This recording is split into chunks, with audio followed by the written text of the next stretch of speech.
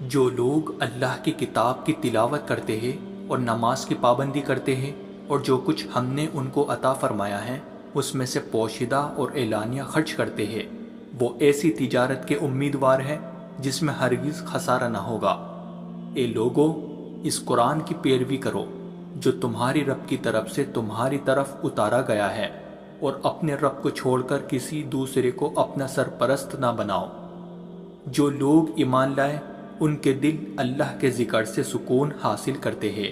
یاد رکھو، اللہ کے ذکر سے ہی دلوں کو سکون حاصل ہوتا ہے۔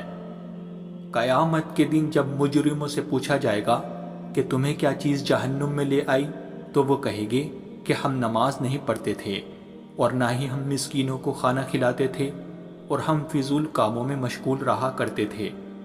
جو اللہ سے ڈرتا ہے تو اللہ ضرور اس کے لیے مشکل سے نکلنے کا کوئی راستہ نکال دیتا ہے، اور اس کو وہاں سے رزق دیتا ہے جہاں سے اس کا گمان بھی نہیں ہوتا۔